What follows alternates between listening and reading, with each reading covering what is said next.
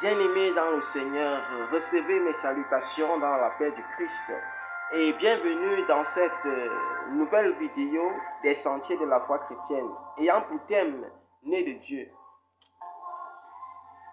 Pour certains chrétiens, être sous le poids de sa culpabilité n'est pas quelque chose de facile parce que le désir de prier s'enfuit et devient quelque chose pas récurrent en fait.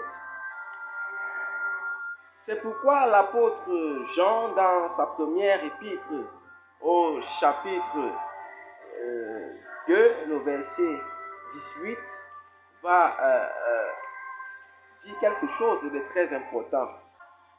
En Jean, chapitre 5, le verset 18, il est dit ceci: « Nous savons que quiconque est né de Dieu ne pêche point, mais celui qui est né de Dieu se garde lui-même, et le malin ne le touche pas. » Les questions qui peuvent donc se soulever de ce passage sont celles de comprendre ce qu'est né de Dieu. Est-ce que quelqu'un qui est né de Dieu peut ne pas pécher? Pour comprendre ce passage, il est question de revenir dans le chapitre 2 de la même épître de Jean, au verset 1er, où il est dit ceci: « Mes petits enfants, je vous écris ces choses afin que vous ne péchiez point. Et si quelqu'un a péché, nous avons un avocat auprès du Père, Jésus-Christ le juste. » Par ces passages, on peut donc comprendre que le problème mis en évidence ici, c'est la pratique du péché. Lorsqu'on est né de Dieu, l'on ne pratique pas le péché. Et lorsqu'on ne pratique pas le péché, le malin ne nous atteint pas. Parce qu'en réalité, nous appartenons à Dieu et ce que Dieu fait, c'est qu'il nous protège. Dieu nous couvre dans ses ailes et nous garde, comme le texte de 1 Jean chapitre 5, le verset 18 nous le dit. Et donc, la question fondamentale donc est de savoir ce qu'est né de Dieu. Pour être né de Dieu, il faut passer par une étape appelée la repentance. Le même message était prêché auparavant par le prophète Joël dans son livre Joël le chapitre 2, le verset 13.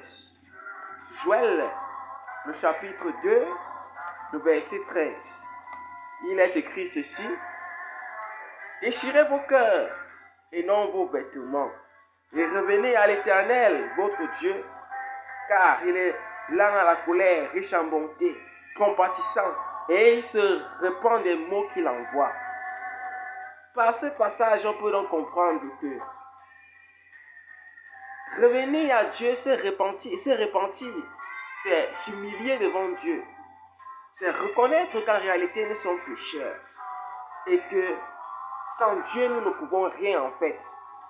Et lorsque nous avons fait une repentance sincère, cela est visible à travers nos comportements que nous sommes quelqu'un de nouveau.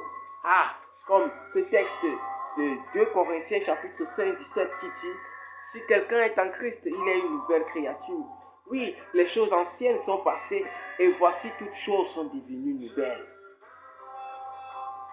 C'est un idylle à goûter parce que c'est d'une beauté admirable d'être considéré comme appartenant à Dieu, comme né de Dieu, parce que là, le malin ne nous atteint pas. Le sentier de la foi chrétienne de ce jour est donc une interpellation à se repentir, à revenir à Dieu de tout notre cœur. Veux-tu que nous prions pour toi, mon frère, pour que le Seigneur nous pousse à la repentance, pour que nous ne puissions pas pratiquer le péché, mais pour que nous puissions être de ceux-là lorsqu'ils tombent, ils se relèvent, parce qu'ils ne se plaisent pas à la pratique du péché. Nous prions. Dieu de grâce, Dieu de bonté, nous voulons te bénir pour ce message que tu nous donnes encore ce jour. Oh Dieu, tu aimerais que nous puissions être nés de toi. C'est la raison pour laquelle nous nous humilions devant toi et t'invitons dans nos cœurs afin que tu nous pousses à la repentance. Éloigne de nous, Père éternel, tout ce qui peut nous pousser à nous conformer au péché. Si telle est ta volonté, nous prions au nom de Jésus, notre Sauveur. Amen.